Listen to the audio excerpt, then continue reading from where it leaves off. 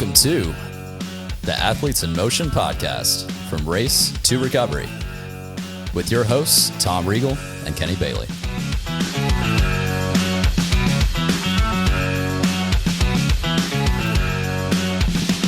Hey, Tom. We're good. Hey, how's it going, Kenny?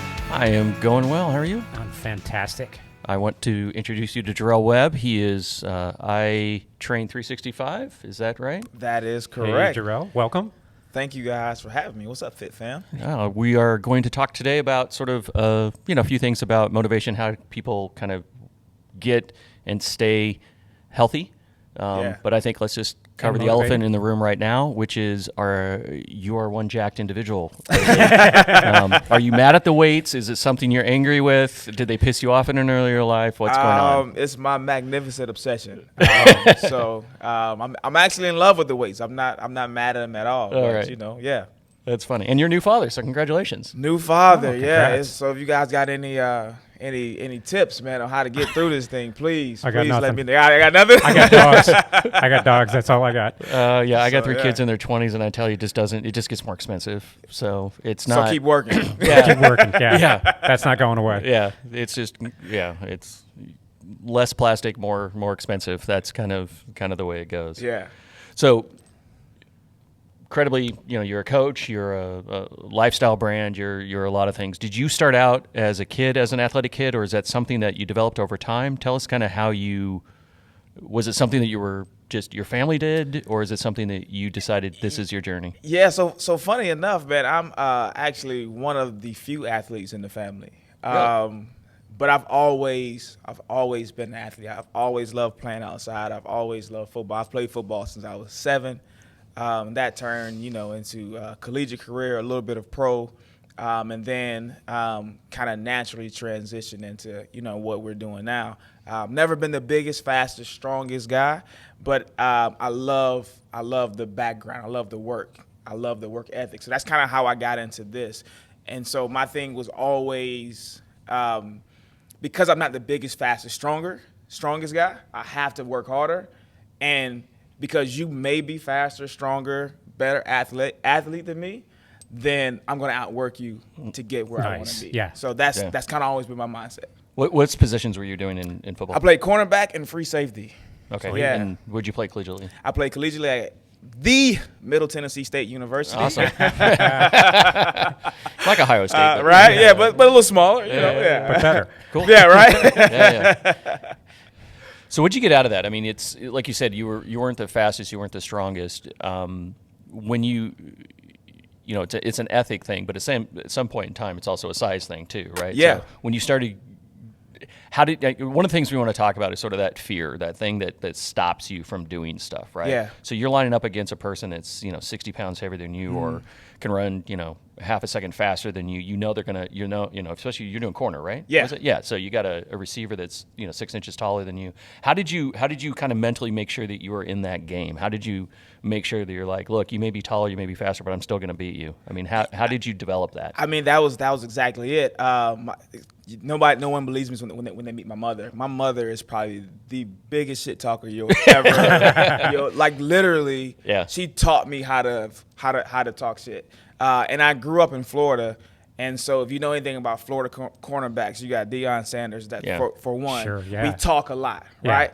Yeah. And a lot of the times is you talk and then you back it up. You have to back it up. You have to. And so I've always had that mindset of I can do anything. My mother would tell you that. Like he's always had the mindset of he can do anything. Like, so why are you on the roof, Gerell? I'm going to jump off and I'm going to land. No, you can't do that. No. Yeah. So I'm the guy that when you say I can't, that's all I think about. That's what right? gets you fired up. Yeah. Okay, let Tell me show me no, you. and Yeah, I'll do it. Right. So let me show you that I can. So to Yeah. answer your question, when we played my first 3 collegiate games was University of Alabama, University of Tennessee, University of Kentucky. Well, that's all. Right, Yeah. at MTSU, right? So I remember like being in Rocky Top and looking around like, man, this is what 100,000 people Yeah. looks like, and they're all screaming Rocky Top at you, and Yeah. you're like, man, this is crazy, right? But once you settle in, like these are the moments that you were created for. These are the moments that you play in the backyard for. Like these are the times. Like so a lot of it is you rehearse it in your head. Yeah. Like so I've been here before. I've already created my success mentally. Now I'm just literally walking into it. So if I see a guy that's bigger, faster, stronger than me, everybody has a weakness. What is that? Yeah. How do I figure out what that is? And a lot of the times is you may be all of these things, but so am I, right? So a lot of times when we run into situations, we downplay ourselves, right? You magnify the obstacle, right? Absolutely. And you're like, oh my God, it's 26 miles. How can I ever do that? Yeah.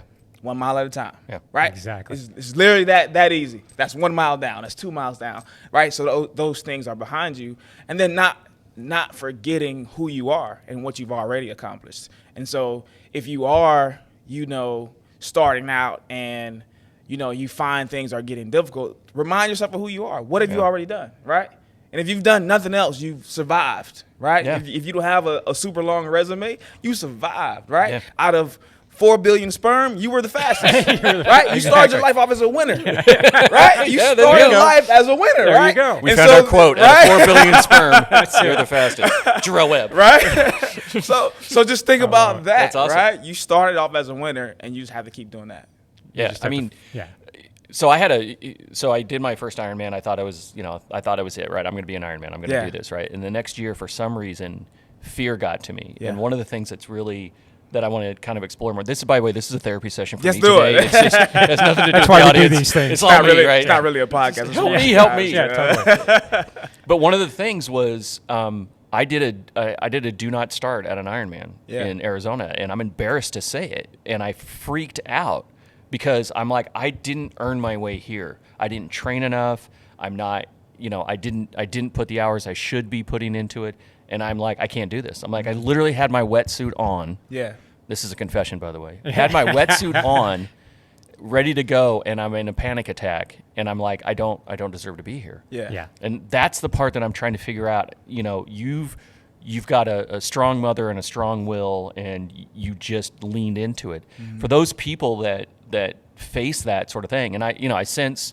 What I did is I backed up. I went to sprint triathlons, reminding myself why I was doing them, and sort of did short course ones so I can figure out, I deserve to be here. But how do you help a person that kind of, you get a lot of clients that come in, and they're going to have a lot of self-doubt. There's going to have I don't know if I should be doing this. I don't know if I can doing this. I look at everybody else. Before I show up to a race, I think everyone looks like they're 6'3", 8% body fat, and you find out real people show up. Probably same thing for a football game, right? Absolutely. Alabama's a name, and you show up. It's like, oh wait, that's a human. On you. It's like, how do you help people sort of get through that self? That's the part that cripples me, to be honest with you. Yeah. I mean, fear is paralyzing, and so I think it was Will Smith that said it best. So I got to give him this quote: "Is fear is not real. Danger is real."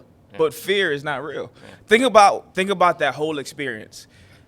No one ever came up to you and said you're not supposed to be here. Exactly. You told all that stuff to yourself. Exactly. Right? You had a whole conversation in your mind of I didn't train enough. I didn't do this. I didn't do this. But we're here now. Yeah. Right? So so what are we going to do about it? Yeah. So that's always my thing is, yes, life happens, right? Just be honest. We've all had hills to climb in life, right? Yeah. Life happens. Now, what do you do about it, right? Are you going to stop? Are you going to let fear paralyze you? If, for instance, if I was on my way out today, I tripped and fell, right? Mm-hmm. And when you came in tomorrow, I was still laying there. What would you say? Yeah, it's kind of. You probably should. Exactly. Are you dead? If you're not dead, right? Get up. Right? You need to get up. Yeah. Right? And so it's the same. Yes, this happened. Kenny, this hurt when I fell. Yeah.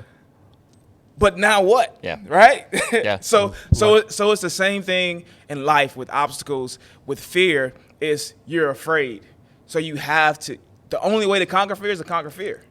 Yeah. Right? That's literally the only way you get over fear is by going through it and figuring out, it wasn't really that bad. Yeah. You know what? Yes, he has an A on his helmet, and yes, he goes to Alabama, but guess what? He has 2 feet. Yep. He has 2 pair of cleats. He puts his pants on one leg at a time, just like I do. Yeah. Right? Yes, he has, muscles. Yes, he's bigger. Yes, he's whatever. But guess what? Yeah. He's human. At the end of the day, he's gonna bleed, right? Yeah, He's gonna bleed. He's like, You're gonna find out. Yeah, or not. Yeah, or I'm gonna bleed, right? And then sometimes that's the case. Yeah. And then you realize that the worst case scenario isn't really that bad, right? So let's get to the end. What's the worst case scenario? Yeah. What's the very worst case? You finish last in the triathlon. Or you finish drown. or Yeah. drown. But they're not gonna let you drown. There's people out there, or right? don't finish. Or don't finish. Or right. don't finish. Right. Yeah. But one, you started. Yep. That's more than majority of us. Yeah. You were there. You showed up. Yep. Like, Yeah. so that's more than 90% of the world who will go out and do a triathlon. Like, Yeah. Yeah. so we've already there. You got off the couch. Yeah. So now what? Now what? That would be my question to you, Kenny. What are we doing? Yeah. Now what? Get your ass Yeah. in the water. Yeah, Let's go. exactly. All right. Start swimming. Love this, man. We'll figure the rest out later. Yeah. But start swimming. Right.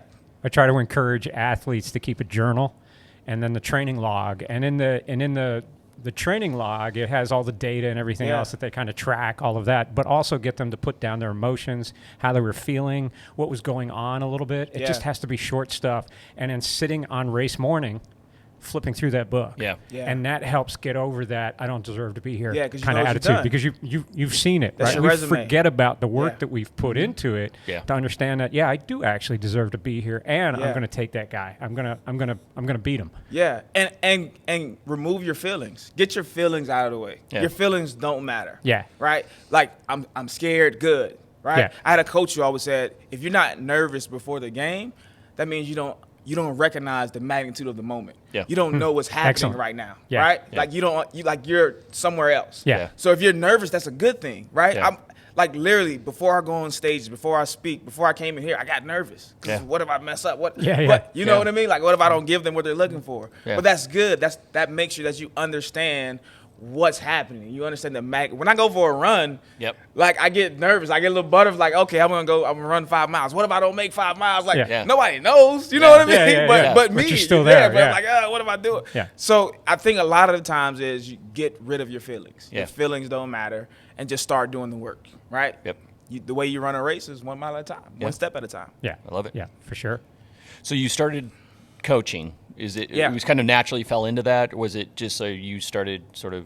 Or was it an intentional thing, or was it an accidental thing? It was not intentional at all. So the funny story behind this is I was actually a criminal justice major in college. Oh, there you go. And I wanted to work undercover DEA. Those were my aspirations if football didn't work out. So when I got back from Atlanta, I started working in the criminal justice industry. And I was still training for football, so I would still go to the gym. I still looked like I played football. And one of my coworkers at the time asked if I would just take her to the gym and show her around. Like, she was just like, I'm trying to get in shape. Yep. Can you just take me to, like, show me what this machine does, whatever. I Yep. was like, cool. Somehow that turned into personal training. Somehow that turned into me training her. And then she ended up losing over 60 pounds together. Wow. We lost 60 pounds together. And so this was actually her idea. She was like, I don't know how you're going to do it, right? But I feel like you should be training people. Like, that's kind of, you have a natural gift in this. Yeah. And at the time, I didn't know that trainers could make money or, like, I Yeah, gotta yeah. make money. Like, Yeah, that's yeah, number absolutely. one. Yeah, exactly. The only, like, especially black trainer that I knew was Billy Blanks. And I'm totally different Okay. from Billy Blanks. Like, Yeah, I'm not not a the same Tybo style, guy. yeah. Yeah, I'm Yeah. not a Tybo guy at all. Yeah, I'm yeah. not, like, Yeah. dance aerobics guy, Yeah. right? Yeah, yeah. And so I was like, how can I monetize that? Yeah. And then I took that out of it. I was like, yo, I love working out. I love Yeah. helping people because I really like helping see her. Like, she turns a whole other person. Confidence Yeah. on another level. Like, she's just a whole different person. It's kind of magical when you see that It happen is, to somebody right? that It you're helping. is. Yeah. And then so I was like, okay, I'm just gonna jump into it and let's just figure it out. Yeah. And then of course I was still working another job, and then naturally I just kind of progressed and started working fitness full time. Nice. So how long ago was that? So for 10 years ago now, man. Wow, I think nice. it was 12 years now. Has it all been I in think the this is year Nashville? 12. Yeah, actually, yeah, Nashville and a little Murfreesboro. Okay. So what kind of? I know you've got a wide variety of sort of people that you train. Who comes to you and trains with you? What is that average person? I have everybody from professional athletes to Sally soccer mom. So I think the great thing about who I am and what I do is that I can literally train anyone. Yeah. My passion is for general population. I love just training people who don't think they can do what they see me do or what they see you guys do. So those are my passion people. I still train athletes just because it's fun. I get to pull out all the tricks and all that great stuff like that. Yeah. But I've had opportunities to go in, and do it collegiately, to be a strength and conditioning coach, but it's just not a passion for me. Those guys, you're going to do that anyway. That's your job. And it's only so much, like Derrick Henry comes in, there's only so much better I can get Derrick Henry. My job is really not to hurt Derrick Henry, right? That's literally our job. Like, don't hurt him. Don't mess it up. Yeah, don't mess it up, right? It's good. That's don't mess it up. I like that. Don't mess it up. But Sally Soccer Mom, Yeah. she can come in at one level, and I can take her to a whole nother level, right? And have her somewhere else. Yeah. You certainly see the biggest returns on that, Yeah. working with athletes that don't know they're athletes. Yeah. Right? And I think, for me, I think everybody's an athlete. That's just my personal opinion. You just don't know it yet. You haven't experienced it yet. Yeah. And so they see even other clients that have been with me longer doing certain things like, oh, I can never do that. She couldn't either when she first got here. Exactly. Right? But now we've progressed and we've gotten, further along. And so in 6 months, a year from now, you stick with it, you'll be doing the same stuff. And somebody will be coming in looking at you saying, oh, I could never do that. So that's what it's about.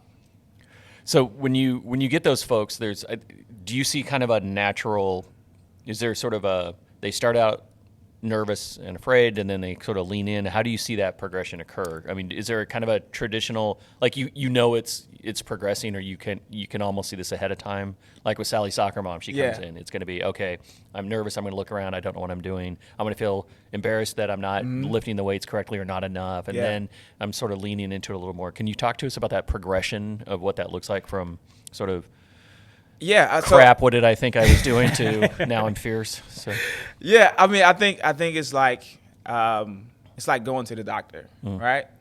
You go to the doctor because you don't know what's going on with your body and you're trying to figure it out. You go to see an expert, whether it's a doctor or a health coach or psychiatrist, whatever, somebody who's more knowledgeable in that area than you are. Sure. And that's the whole point. That's what I remind them. Like, you're here because you don't know what you're doing.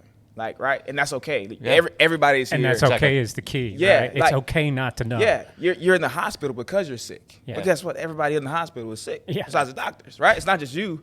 And so understanding that everybody has a day one. We all have a day one, right? We all have a starting point. And that's why you're here with me. Like, I'm going to make sure that you are doing it correctly, that you're not going to hurt yourself, but I'm going to push you. And the biggest thing is people don't understand what it feels like to be pushed, right? You've never been pushed before in life like that. You know what I mean? And so I have a saying, like, you're not tired, you're out of breath. There's a difference. There's a difference. Yeah, that's great. Right? I love that. Yeah. There's a difference between being tired and out of breath. When you're out of breath, you start to panic, right? Like, think about swimming, right? Yeah. Like, think about like when you swim, right? What do they tell you? Just relax. Yeah. Slow is smooth, smooth is strong. Yep. Right? Just keep going. Yeah. It's when you start to fight the water that you get in trouble. That's when you lose. And then, so if you slow down, you're not tired. You can keep swimming. You're just out of breath. You got to breathe, right? Yeah. And so it's the same thing. Most people don't know what that feels like, and that's when they get afraid. That's when the fear kicks in. And you have to constantly remind them, like, yo, you're okay. You're fine.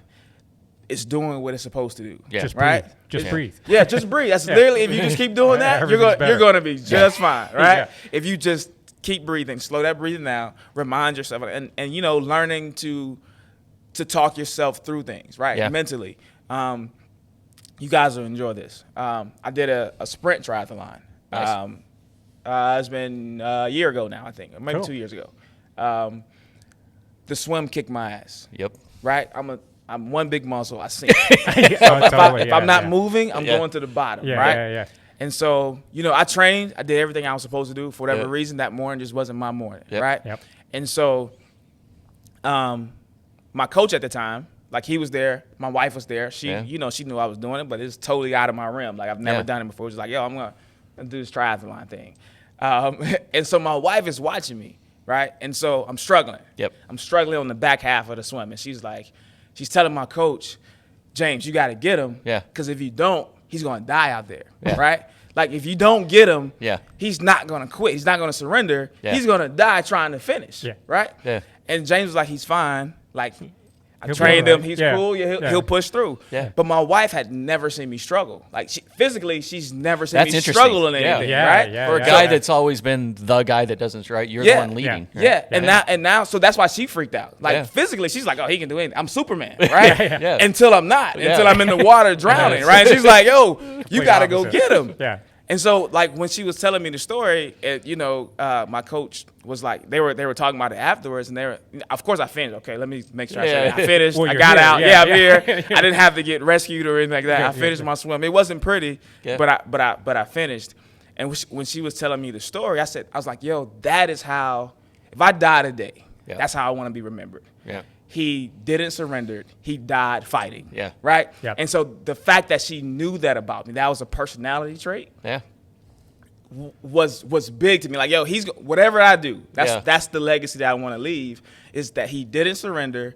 He died fighting. So whether I get to be, this huge training star or wherever my life takes me, when it's all over, that's what I want her to stand up and say as a eulogy. He didn't surrender. He died fighting. But on the back end, the coach at the time was like, he's fine. Yeah. He's been trained. Yeah. Right? Yeah. He's fine. Yeah. Like I know, like he's good. Yeah. Right? So a lot of the times it's outside noise. Yeah. Right? Yeah. Of everybody saying, absolutely, why are you doing this? Why? Oh my God, he looks like he's killing you. When I post a video on Instagram when you're training, oh my God, you look. And so that gets into your head, and you're like, oh, I was kind of dying a little bit, but maybe I shouldn't go back. Yeah. Yeah. Well, the interesting part too is what you're saying is she said it's not, hey, he's giving up and he's going to drown. It's like he is going to either finish or die. Like there's no other, like it's black and white, right? It's funny because, most people are like, oh my gosh, he's given up and, we need to go save him. You didn't give up. It was, you're going to, there's no other option. Finish or do it. But that's why you had a coach, right? Yeah. You're a coach that had a coach. That had a coach, right? Yeah. The coach has seen all of this. Yeah. That's why you bring that expert in that kind of helps you get through that. It's in a triathlon. You brought a triathlon coach in that then has seen this with everybody. Probably hundreds of other, athletes that they go, no. It's been far worse than this. Yeah. You're fine. He's going to fight. Trust me, you didn't see him last Tuesday. Right? He's a lot better than he was. This is an improvement. Yeah, we did have to save him that time. So. And I have a theory, and I want to run it by you because I was thinking about this yesterday. I had to do hill repeats, and I don't know why I thought 16% grade was a good idea, but I did. To which, by the way, I called my coach last night, and he was like, "Don't do that. Yeah, don't ever do that. Yeah, just don't do that. Right. I'm doing this for a reason, right. dude. Everything. There's a method to the madness.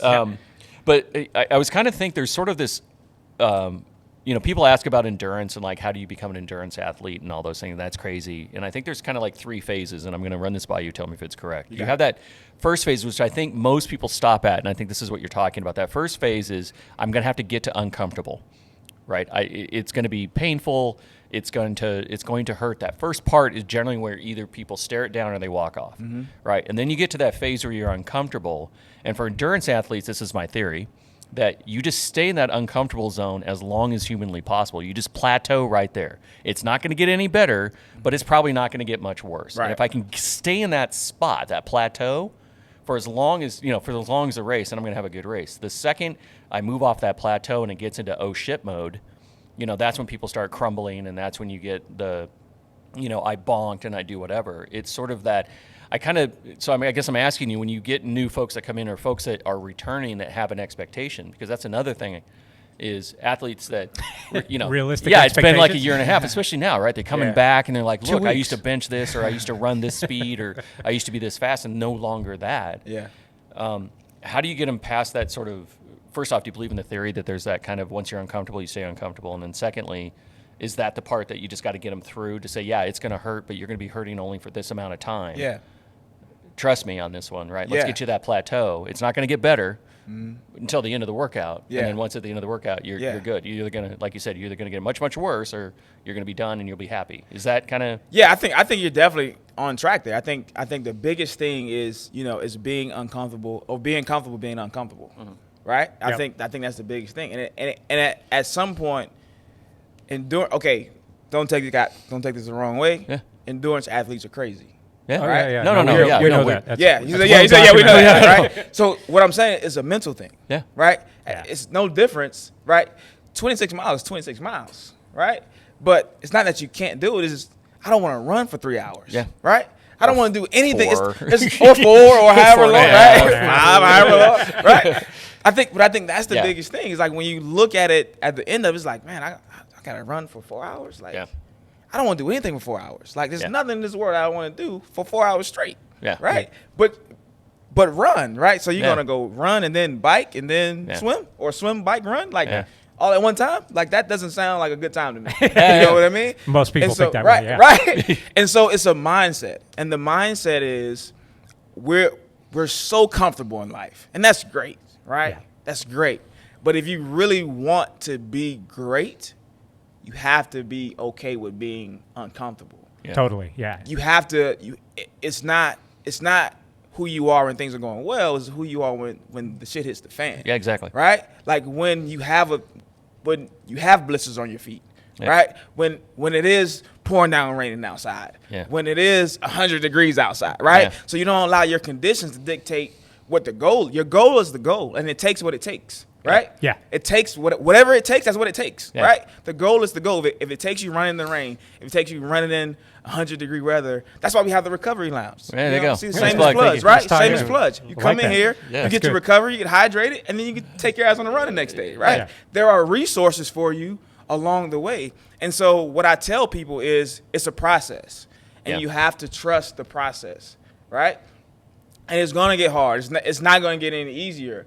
But you have to understand, as you get better, so do I, right? So as you progress, right? As you progress, so do I. Think about your coach. Like, as you progress, okay, you're killing this. Yeah. So now I have to give you more in order to put. That's how I get you out of a plateau. Yeah. If you want to be better, I got to turn it up. Yep. I got to turn up the heat on you, right? Yep. And so it's the same thing in life, right?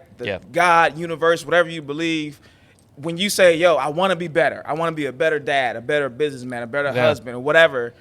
Turn up the heat. Yep. Right? So we turn up the heat, and now it's like, okay, it's forcing you to push to another level. It's forcing you to stay up an extra hour so that you can continue to get your work done after you put the kids to bed, wife's going to bed, now you're up alone, and it's quiet and I can do my work, right? It's forcing you to come in after you open, and then it floods. Okay, do you really want to own a business, right? And you're like, I could stop now. Or we can clean this stuff up and we can have another opening, right? Like life is gonna force you whenever you go for something, right? Life is gonna punch you in the face, right? And now who you are is how you respond to being punched in the face, right? Yeah. So that fear, going back to the football thing, right? Yeah.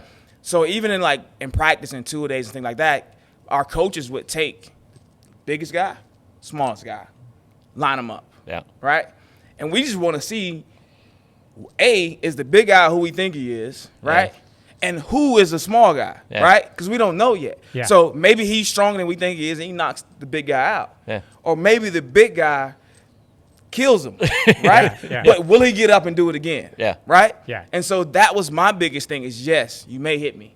You may knock me down. Yeah. Are you willing to do it again? Yeah. Are you willing to line back up and do it again? And again, right? And again. You're just at some point, right? Some point, one of us is gonna give in. It's not gonna be me. Yeah. Right? And so if you're not who you think you are, you're gonna find out real quick. That tenacity is that carries all through life. Right? Yeah. Because life is that constant knock you down. And that's the stressors that you add. I mean, we add that in training, but life adds stressors as well, and that's where we grow. Yeah. Right? The stress, and then we respond, we grow. Yeah, the stretching. The stretching is how you grow, right? So even as a coach, you think about, when a day one athlete, let's just go for a run. Let's see what you got, right? Let's see where you are mentally, right?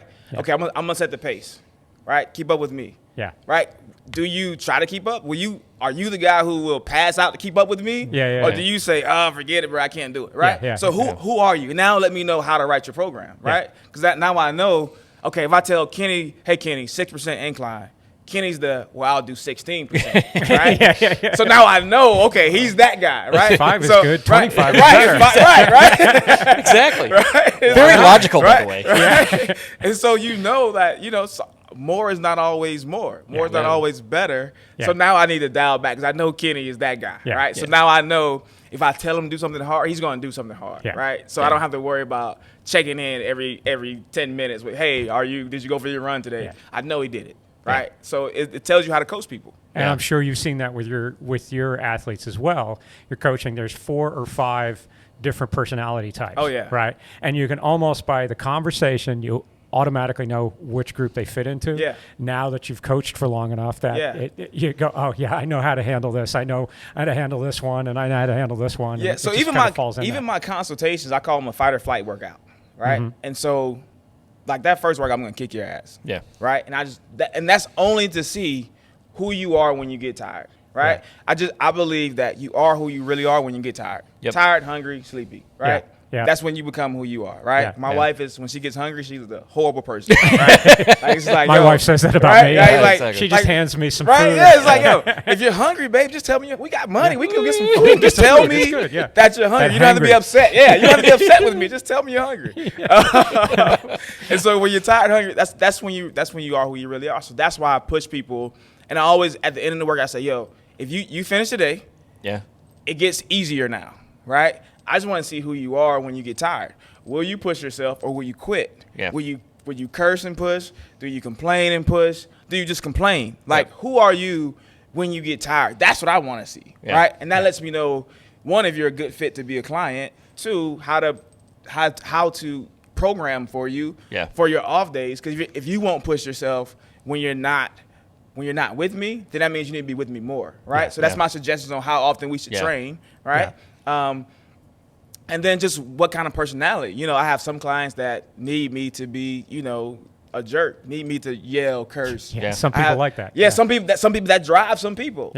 Others, I need to talk. I need to pull them aside and say, hey, you got it. Real soft, real, encouraging. Like, you got it. Don't worry about it. Just take a deep breath and you're going to push through. That works for some people. It's all about learning how to communicate to people and what flips their switch. So do you see a particular, so you're known, right? I don't think there's I guess people. You can say that. Right, you're a very popular man. People know you. So is there a personality type that already comes? Are they pre-selected before they come to you? And then are there some that you're like, look, when do you say no, I guess, at that point? Is it someone, and it's probably kills you to do that because they need the help, but they're just not ready to help themselves. Is that generally the theme on when you say no? Not always. I think, understanding as a trainer, I've been doing long enough that I'm not for everybody, right? I'm not everybody's trainer. As much as I want to help everybody, like I literally would save the world if I could, right? And my wife tells me that all the time. Like, I come across as this big, tough, intimidating guy, but really, I would save the world if I could, right? But at the same time, I can't save the world and lose myself, right? And so you have to understand that you're not for everybody, right? You're not everybody's trainer, okay? Because our personalities don't match, right? It's like dating, right? That consultation is like the first date. Like, are we a good fit for each other? Right? Like, it was fun, but I don't really see us going any further, right? And it's really just about being okay with having those hard conversations. Like, I don't know that we'll fit. Right. And because of what I do, and I train a lot, and I am known that I get a lot of people that reach out. And once we meet, if it's not a good fit, I don't want to waste my time. I can't get time back, right? I can make more money. I can, get more clients, but I can't get time back. And so I don't want to be 3 months in, and I knew day one that this wasn't going to work because of whatever, because you weren't ready, because of whatever, you know. And so that conversation is usually either I don't think you're mentally ready because everybody wants to lose weight. Everybody wants to, but you don't understand what it takes to actually achieve that goal. Even if you take weight loss, just goals in general. Like, I want to be a millionaire. Do you know what it takes to be a millionaire? How much money you need to make a day to be a millionaire, right? Like, how much do you have to save, right? How much sacrifice, how much extra time do you need to stay up at night just to become a millionaire, right? And so understanding the goal and what the goal will take, right? And everybody's not mentally ready for that. It sounds cool to say, hey, I'm a millionaire, Kenny, right? It sounds cool, right? I like saying it out loud, but I'm not there yet. But, but understanding like I want to be the CEO. I want to own a business, right? Until your business floods. Now you're like, do I want to own a business? Right? Like, I could be doing some other stuff right now. Right? For context, we opened literally 7 days later. We had a flood in place. It's like 7 days old. We had a flood. It's like, are you kidding me? and then a tornado, and then a pandemic. Yeah. Just the usual acts of God. Just the regular stuff. Regular stuff. But again, you're still here, and that says a lot, right? Well, yeah, and I think I told my wife 3 weeks ago, I said, I'm either, same thing, right? I'm either going down swinging, if I go down, it's going to be last breath swinging, that I know I left it out there, that I know that I scraped, that and I think anybody that starts their own business, totally. if you're not thinking that way, and when you do it that way, it's not a failure, right? Yeah, because if I you did everything experience I could, something, and then you take that into the next venture, whatever else goes on after that. You take all of that learning that you've got. Yeah. So you said something earlier that caught me, and I wanted to get back to it. Is when you said you did your first training session, we lost 60 pounds, and you said the word "we," and I'm assuming that was her, not necessarily you. Yes. So underneath all this big rough exterior, I'm a teddy bear, big hunk of man you are. I'm a teddy bear. I tell you, all that prettiness, all that, all that trash talking. You take this stuff very personally, don't you? I mean, because you said that, and it wasn't. You didn't pause for it. You truly think it was a we. When you take on these clients, sounds kind of corny, but kind of a piece of you is going with them, right? We're doing this journey together. I mean, absolutely. I think this is a very intimate thing, right? Yeah. Personal training is very intimate. That's why we call it personal, right? Yeah. And I'm giving a lot. Yeah. Right. I'm giving a lot to my clients, right? So whether that's encouragement, whether that's energy, because I'm a high energy guy, right? And so, like, I got in trouble. I'll tell this story. I got in trouble with my wife because I would come home and, like, just crash. Yeah. I don't want to talk. I've been talking all day. I talked to 25 different people today, okay? Yeah. Like, but then when I get home, she's like, oh, how's your day? It's good. I don't have any energy, right? It's good. But she wants to tell me all about her day. Yeah. And so she just got fed up, and she's like, yo, you got to save something for me. Yeah. You have to save something for me, right? Yeah. And so that's why I say it's personal, and I'd rather have the conversation up front because I'm getting up at 3:45 a.m. I'm leaving my wife at 3:45 a.m. She would love for my alarm not to go off and for me to lay there with her and us wake up together. Like, that's the best thing about the pandemic. We got to wake up together. Yeah. We never got to wake up together, right? Yeah. Like, I'm always gone. Yeah. Then I'm coming home, I'm showering. Yeah. I go work out, I go to bed, right? Like, I do it again, like day, over and over and over Yeah. again. And so understand that I'm sacrificing just as much, if not more, than you are, right? And all I'm asking you to do is eat right, show up on time, give me effort when you come in. I'm going to give you all those things back. Whatever you give me, I'm going to give it back. I'm going to give it to you regardless, right? Because I have to set the tone. Like, if I'm a low energy guy, then when you come in, you're going to be low energy. It's 5 o'clock in the morning. None of us want to be here, right? Just be honest. Nobody wants to get up at 3:45 a.m., Nope. right? But you do it because of what your goals are, because I want to help you. Yeah. And so it is a we because we are sacrificing. I'm spending an hour in the gym, plus the time I have to program your workout while you're home asleep, right? Yeah. There's a lot of work behind the scenes. Plus on the that. nutrition part of it. I have to make sure that this matches this. Is it working?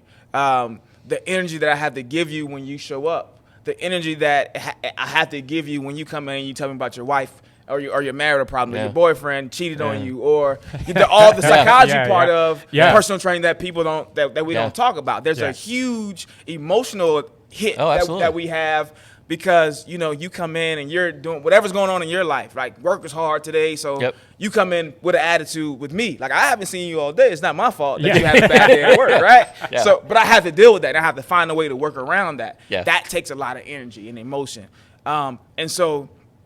It's a we because we sacrifice together. Oh, we absolutely. We push through together. We have those hard conversations together.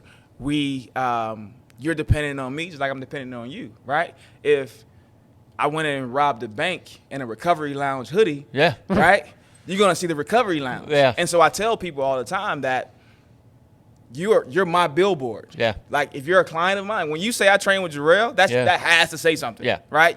People. The first thing people can do is look at you. Do you train with Gerell? Right? Yeah. Do you train with Gerell? Like, the same Gerell that Judge you immediately. Right? Yeah. Or like, oh wow, you train with Gerell. Like, what's that like? It must be working or whatever. And so if you're my billboard, then it has to be a we because I can't go any further without you. Yeah, Right. and I think that's as coaches, and I'm not a coach. I'm just a guy that leans on coaches and cries, and I'm the one that tells everyone about that. And that happens at the recovery lounge, by the way, when people come in. Like, It's like, hey, what are you looking for? And they're like, hey, we need cryo. And then they give us like the 15-year medical history on everything that's wrong with him and why, like, oh. you know, and like, you know, my husband left me. And I'm like, do you want cryo? I mean, this 3 minutes isn't but gonna bring yeah, him so back. it becomes that because I think to your point, because that's intimate, people's physicality or fitness is a very intimate thing. So as a coach, I like that this conversation is similar to what we were talking about on an earlier podcast about how triathlon, folks that put on triathlons, it's not the easy part is the actual triathlon. It's all the work ahead of time. It's all the, you know, it's not the hour that they're with you. It's the 6 hours that you're putting the training program together, that you're trying to do the nutrition program. And then you have to be the one on point, right? You always have to be with every client. They don't care that you've had a bad you day. have to bring your They don't care that your last client. Nope. Nope. You can't have a sick day. Nope. I mean, or you can, but you're gonna have to. Yeah, but you're gonna have to really be sick. They have to right? see it. Oh, you're sick. Okay, no, I want to see the vomit in the right? bucket. And so that's the hard part. You know, is that you can't have an off day. A client come in and have a horrible day, horrible workout. Yeah. If I come in and I put together a trash workout, they're looking at me different, right? Yeah. Like it's different. I'm paying for this. Yeah. Really? Me and my wife fight too. Yeah, You know, right. I literally just hung up with her. Like you walk in and now you got attitude too. Like I can't do that. Come on. Yeah. Or you know, like I do a lot of on camera stuff, and so I even tell like my wife, like we have to be in a good place before I go on camera or go on a trip and shoot content or whatever. Because if I'm not, my mind is gonna be with you. Right? And I'm not going to be able to do the job that I'm being hired to do. And so a lot of the times is I'm really good at, I'm a ex-football player, so I'm really good at compartmentalizing. Like I can put things in their place. And I think as men, we can do that pretty good as well. Like I can put this in the back of my mind to get through this 30-minute meeting and then right, but it's still in the back because I'm an energy guy, because I'm a a face of certain things. Like you can still tell when it was good, but it's not quite where it should be. You good? Everything's okay? Like everything's okay at home? Like I can feel something's off. I see you pushing through, but I can feel something's off. And so sometimes, right, we have to learn to compartmentalize, put stuff in its place, right? Don't carry everything with you. And then 2, be able to push through regardless of circumstances, right? So I'm tired. Yes, the baby was up all night. I still had to get up at 3:45. Right? Still had to come deal with you at 5. Right? I still had to, stay up and write programs. Or me and my wife are fighting because I dropped some breast milk and she's pissed off with me right now because she spent all night pumping that, right? And so now I'm like, I don't know what to do, right? And by the way, to Gerell's 5 o'clock client, he really loves you, right? Well, I have a lot of them, so I do love all you guys, and I would rather, I love being there at 5. I'm not gonna lie, I'm an early morning person. But. But you have to understand, like, it's a sacrifice for everybody. And if we're sacrificing together, I think that's what brings us closer. You see my sacrifice, I see your sacrifice. That's why it's important when I ask you to do something, whether that's, just stop eating trash. Like, let's start there. Let's start there, right? I'm not even going to do it. Not even going to give you this, laid out meal plan that everybody wants. Like, no. Let's just stop eating. Stop going to McDonald's every day. Let's start there. Right? I just want to look at the menu. I don't want to actually do what you're telling me to do, right? It's like, show some respect. Right? Like just show me some effort and that you're trying. Effort is between you and you. Nobody can judge your effort. But again, like you said, if you left everything out there. Right? Or the haunting part is knowing that you did it. And you're like, if I could do it again, I would. Right? Yeah. And that's what's nice about endurance training. And I think that's why people do it. It's 2 reasons, I think, my opinion on why people do endurance, because it's not just crazy, but you're trying to set this goal. Like, I need something to scare the shit out of myself, right? That's what gets me up in the morning. I have to, it's like climbing Everest, right? I want to see if I can do it. Yeah. You need a mission. Right. And then the other thing is when it gets to a certain distance, you can't hide from the stuff that you decided not to do, like sleep in, or I'm just not going to do it. Like I decided not to get up at 3:45 and meet Gerell at 5 o'clock, right? And that will expose itself at some point in time. So the truth, to your point, you're gonna find truth out there at some point in time. Like, shit, I did eat McDonald's when I shouldn't have been doing that, or I spent 3 days on vacation and I said I was going to do at least a couple of runs. I did nothing, right? That will haunt you at mile 18 on the marathon. It'll haunt you and I think that's my problem, was getting back to me again. It was it was like I felt like I just wasn't there when I should have just said, hey, I'm going to have the race I'm going to have. I'm going to get the race I trained for, and that's okay. It may not be a PR or it may not be a good one, and I'm probably going to suffer, but that's the one that I made. Yeah. So and then understand that there is no perfect race. Have you ever had a perfect race? Yeah. Never. Never had a perfect race, right? Yeah. But had the perfect plan. right. Gone to hell real it's the quick. Mike Tyson. Real quick, the Mike Tyson effect. Yeah, that's what I was gonna say. Yeah. Everybody has a perfect plan until you get punched in the face, Yeah, right? exactly. And we all get punched in the face, Yeah. right? We all have a plan. I have a plan for my life. I had a plan for that race. I wasn't planning on swimming like that. Yep. I was gonna go through there, show my wife what I've been doing Yeah. every day after work. You right? Yeah. And here I am struggling on a swim. Yeah. And so, like, a part of that is, understanding, again, who are you when you get punched in the face, right? Even if you did every single thing that you were supposed to do in your training plan, and you checked off every box that your coach sent you, at some point at mile 18, it's still going to kick in. It's going to be mental. I've been running for 2.5 hours, man. Golly, like, I just want this to be over, right? Yeah. I'm just ready to finish, like, then go have a beer with my friends, right? But then you have to, like, the music doesn't matter anymore. Like, I tell people, like, once you start running for a long time, your playlist doesn't matter. The playlist is like first 3, 4, 5 miles. After that, it's all your inner dialogue, right? And what you tell yourself is how you perform, right? And so if I tell myself, Ali, I am the greatest, right? Then when I go out there and I've said it, right? And so he said, you either want me to win, you want me to lose, but either way you're watching. I've already said I'm the greatest. So now I have to go improve myself, right? Right? It's not my fear was never about doubting myself. My fear was letting the people down that are dependent on me. Right? And so understanding that brings me to this point is understanding your why. Like, what's your why? Right? And so why are you running this 26 miles? Why do you want to be a millionaire? Why whatever your goal is, what is the why? Like the real reason, not like I want a Bentley. Cool. But that Bentley isn't gonna, like, I don't want that much to get up for, like, like, I would love to have one, but I'm not really trying to sacrifice for a Bentley. Let's be honest, right? So what's the real reason that I want to be a millionaire? I want to take care of my mom. Make sure my mom's good. Make sure my family's good. Make sure my daughter doesn't ever have to grow up worried about money. Like, she'll never be impressed by a guy that says I have money. Cool, my dad has money. What's your point, right? Exactly. And so like, what's the real reason? And so what drove me, what motivated me was my family. The fear of letting the people that believed in me down, right? And so when people believe in you, it's very selfish for you to be lazy, right? It's very selfish for me to sacrifice on my end and say, I'm believing in you. Like, you got it. You got the potential. I'm helping you to get there. And then you're like, I don't really want to do it. Right? That's really selfish. That's perfect motivation is to have that greater cause, something outside of you. I know I get to race day and I think back of all the people that have supported me while I've been training, while I've been out, all that other stuff. And that's what drives me to the finish line. It's not so much as, I finished it, great. But it's to give respect to my coach, give respect to the people that supported me through there, and give them a reason to want to do it again. Right? And so one of the big, like, my wife we started dating after I stopped playing football. So we actually went to the same college, but she never saw me play football. She was more of a basketball guy. Let you know who people she was dating. Those guys. The tall guys. But one of the biggest things, like, the thing that drives me is if I'm running, seeing my wife on the course, like running by her, and she's like, hey, you're like, fuck, I gotta finish now. Let's go, baby. Like I kick another gear just because she's watching, right? I knew I couldn't die or drown or quit in the pool because my wife was right there watching. I know that when I go on TV, when I, do content or whatever, my wife is going to see. So I'm representing her.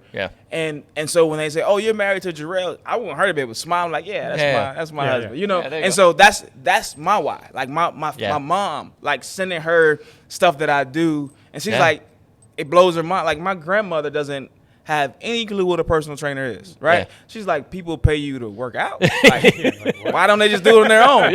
Well, Grandma, it's a little different, right? By the way. It's a little different, Grandma. I don't know if you understand, but like, she's in her 80s. That wasn't a thing when she was, coming up. My wife's dad asked me before we got married, when are you gonna get a real job?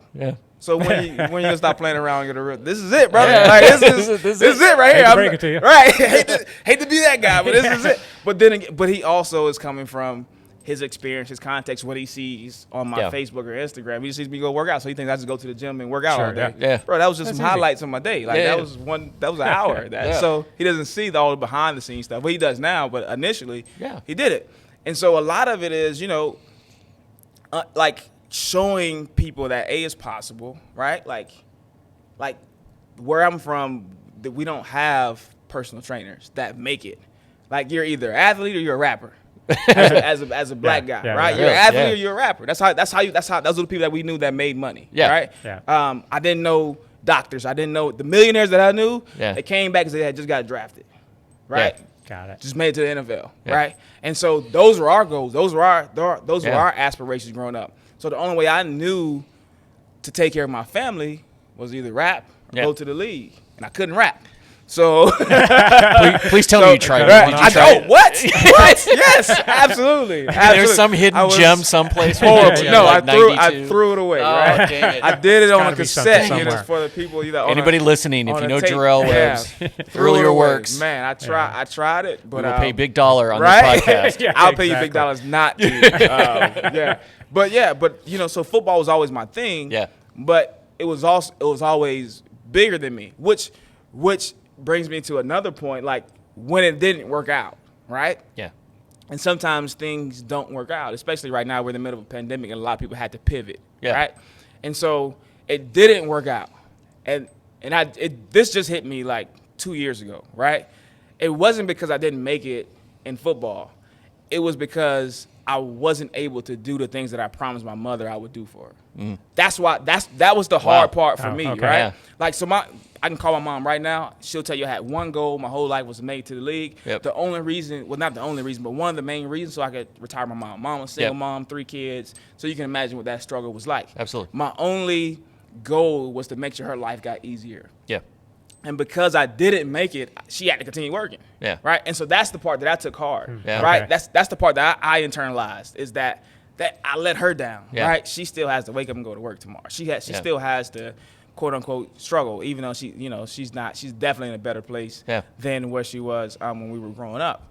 And so, what happens when you're in the dark place? Yeah. Right. What happens when you don't have the answers? Like. Yeah. Okay, I'm pretty much aging out of going to the league. That's not gonna happen. Okay. Yeah. What am I gonna do now? Yeah. Right? Do I want to wake up and go to work and work a 9 to 5? Maybe make $70,000 a year. Yeah. Getting shot at. Yeah. That don't sound like a good time to me, Maybe right? not. Yeah, that don't sound like a good time to me, right? And you don't always come home. That's the hard part, right? Yeah. So some of those guys, I appreciate all the, the men and women that wear the badge, and I understand your sacrifice and your risk. You don't always get to come home, right? Yeah. It's different. Yeah. Right? Absolutely. And you don't get paid enough to get shot at, right? And that's where I was. Like, I don't really want to do this, but I don't have any other options, right? I did everything the right way. Went to college, right? I followed my dream, followed my goal. I did everything the right way, and I'm still in a dark place. So what do you do when you've done everything the right way and you still end up there? And that's the part of the story that I share with clients. That's the part of the stories that I've been where you are. I've been depressed. I've been where I don't see any ways out, right? I've been lonely, right? So coming from Florida, football player, I always had a pack mentality. I was always surrounded by people. It's a team. Yeah. Right? So what happens when all of that is removed from you, right? And you still don't know what's next. Yeah. How do you push through then, right? And so that's the part of the story that I share because people see you now and they're like, oh, well, it's easy for you to say because blah, blah, blah, blah, blah, right? Yeah. Right? And that's what I tell, like, even with working out, people say, well, easy for you to say because you do it all day. You do it all the time. Does that make it easier or harder? I'm asking you to do it for an hour. All day, right? I'm asking you to do it for 60 minutes. 60 minutes. You just admitted that I do this all day, right? And you're complaining it's hard for and the you're 60 complaining about minutes. 60 minutes, right? And so that's life. People see the end result and not what you had to go through to get where you are now, right? Yeah. They don't understand you had to push. You had to face that darkness as well. It's like, your son, he was scared of the dark. Like, at some point we gotta go in there, right? At some point we gotta go figure out so you can see there's nothing in the dark that's not in the light. Yeah. So whatever is in there, we got to go face it and figure out how we can defeat it. And that's the biggest thing about life is people are still afraid of the dark. They're afraid of going to those dark Absolutely. places of their personality, the dark places in their life, and dealing with their trauma or whatever. And a lot of times that's what it is. That's what's holding you back. Somebody in the 5th grade called you fat. Yeah. And now you've been carrying that around. Yeah. You're insecure every day for the last 30 years because Bob in 5th grade said you were fat. Yeah. Right? And so now, okay, let's deal with it. One, okay, if you are fat, what are we going to do about it? Yep. Right? Yeah. That's my next question. Yeah. 2, are you really fat, or are you just telling yourself that you're fat? Yeah. Yeah. Right? Are you really these things, or is that a mental thing? So let's fix it up here in the mind first. Yeah. When, so you had that sort of epiphany moment where you're like, I don't know where I'm going to be. And so you started training. Was there, going back to the business aspect, you're doing a good job now, right? Mm-hmm. You can tell, you're working your ass off, right? Thank you. There's no, like I said, there's going to be nobody on the planet that says lack of effort for you. Ever, absolutely. right? Were there shades of that in kind of oh shit moment in 2020 when sort of the pandemic hit, because your business model relies on actually physically seeing people, that was starting to get taken away? Was there a moment where you had shades of that, oh crap, I don't know what I'm going to do? Or was it you had the plan, or it's power through and figure it out? I mean, how did you go from sort of everything was great in 19, the bottom fell out in 2020. As a business, how did you continue to move forward? Yeah, so crazy thing is the pandemic was probably one of the best things that happened Really? to me. Yeah. And here's why. And this is going to resonate with somebody, maybe with you guys as well. I was putting off things that I knew I should have been doing prior to the pandemic, right? And so one of my mentors told me, and I always remember this, and it clicked again, is that don't spend so much time in your business that you're not spending time on your business, right? So a lot of times we spend so much time. I was literally training 14 to 16 hours a day, Oof. right? Yeah. And so there's so much more other stuff that I need to be doing Yeah. for the business, right? Yeah. To help the business grow, but I can't because I'm in the gym training Yeah. people, right? And so it's like the same thing. You just sitting here all day and you don't go out and you don't reach out to people. Like I'm just sitting here waiting for people to come in. You spending time in the business, but not on your business. And so I have a gift that I was just sitting on, and that's being in front of the camera, right? Yep. I knew that I was made to train more than 20 people a day, Yep. right? It should be a national, global thing. I knew that, right? But I wasn't sure how to push that, how to make that happen without losing what I already had, right? Without losing the clients that I already had. Yeah. And so, literally right before the pandemic started, I reached out to a company that I'm now working with. You can find me on NordiTrack Machines, Free Motion, Matrix, anything that iFit powers. Cool. And so iFit is kind of like the other version of the other bike that people like. We call it like, Peloton. Yeah, so yeah. it's kind of it's more infotainment, right? Yeah, so yeah, it's like you're being entertained while you're working out, right? And so I knew personality-wise that this should be bigger than what it is. Yeah. But I was sitting on that gift. The pandemic forced me to start putting things on tape. Nice. I start putting things, or I say on tape, that shows you my age, but on, Yeah. start recording things. Yeah. And so the pandemic forced me to start recording things. Everything went virtual, and so more people saw, oh, this is what he's like, right? Oh, okay, this is fun. Yeah. Tough love with some humor, right? This is fun.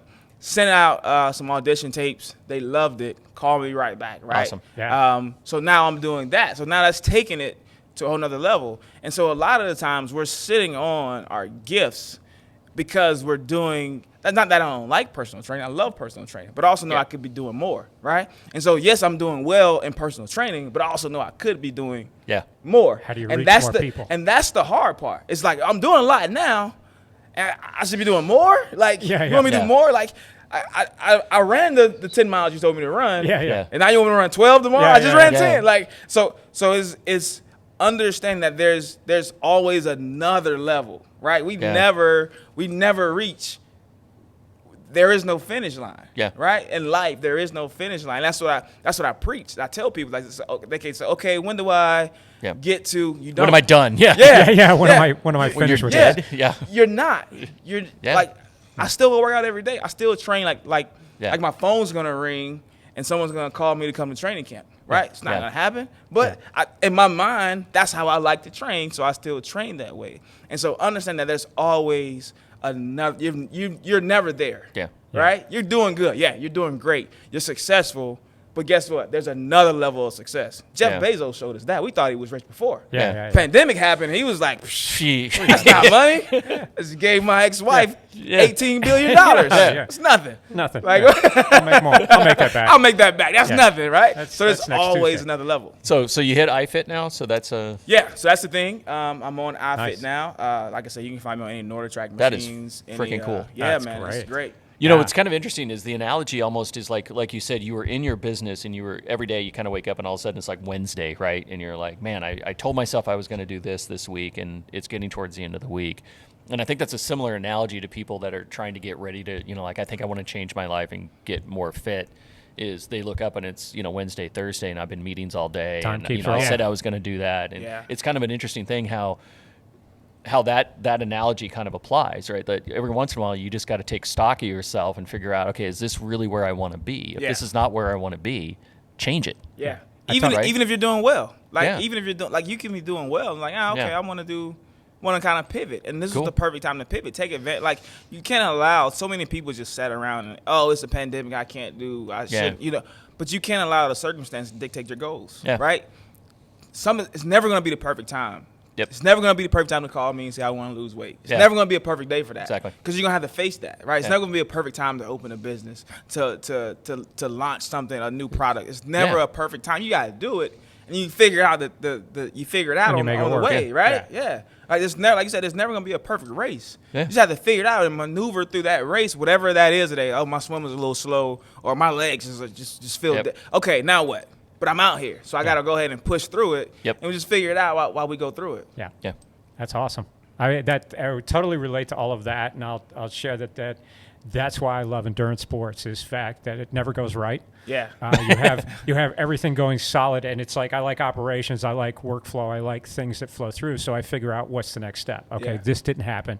Yeah. How do I make a change to that? How do I go here? I forgot my nutrition, or I was thrown up in the swim. Right. What do I do now? I need to get the calories in. How do I get to the finish line? And that translates across to life. So people like they want the finished product, but they're not always willing to put the work in. Absolutely. So, and it's just about Yep. one step at a time, figuring out what it is you need to do, and just doing it. Well, and I keep think moving. the theme too is just start. Yeah. Right? I mean, you're not Just go. you don't There's know no good what time. the answer is. Like Yeah, you yeah. had no idea. Like, look, No I'm going to clue. do a triathlon. I'm just going to start. Yeah. Right? And you know, if I go well, I go well. If it doesn't, pivot, change, and figure out how to move forward. Yeah, right? and Just like understand that I love challenges. So Yeah. like the fact that it didn't go perfect, right? Yeah. It's Yeah. like, okay, I gotta do that again. And then Yeah, you got a right. good story. Yeah, and I got Right. a cool Yeah. story. You got a great story and after some it. life lessons. Yeah. Look for the lessons and everything. You Yeah. know, like Yeah. like I said, like Yeah. surrender or die. Yeah, and right? if you want to change, start it, and you know you don't have to know what the finish line has to be No. because the finish line may not be a finish line. Like I No. mean, we're trying to make this a lifestyle, right? Where that's what we want to talk about is wellness and fitness isn't something that you're done. Yeah. Like, hey, I'm done. I know that sounds exhausting, but you know, at some point It's in time, you just longevity. need to Yeah. It's a turn it into a lifestyle. habit. and It's the habit like becomes good. Jack LaLanne. He did Yeah. it till he Yeah, died. seriously. Like Right literally Right up to the end. Yeah. all the way to the end. Like Yeah, if that doesn't inspire you, you know, That's my goal. There you go. you know, Right is look at Jack. You Yeah. know, Yeah. consider Jack LaLanne, and he was like 80, 90, still Yeah. waking up, swimming miles, Yep. and all. Like, bro, like Like, it's this awesome. man's a machine, There right? you So Yeah. it's there is no finish line, and just understanding that there's always another level to whatever it is that you want. It was Yeah. always a new level. Yeah. So how do we find you on social media? What will we watch? You've got great videos out there. Thank you. Yeah, it is. Not I train. I actually changed it. It is at the Gerell Web on all social media platforms, and I changed it because of everything that's going on. Because I'm more of a brand than I am a business Yeah, now. yeah. Yeah. And so now it's at the Gerell Web At the on Gerell Web. everything. Yeah. Okay. Cool. Awesome. Great. Check it out. Thank you so much for being on here. Your This is energy fun. is Man, thank infectious. I really love it. I appreciate your time. Everyone, if you like what you're hearing, give us some ratings, thumbs up, comments. That helps with the algorithms. And share it with all your friends. So thanks a lot, Kenny. Great. Thank It's you. been awesome. Yeah, man, it was awesome. Thank you. Thank you guys. All right.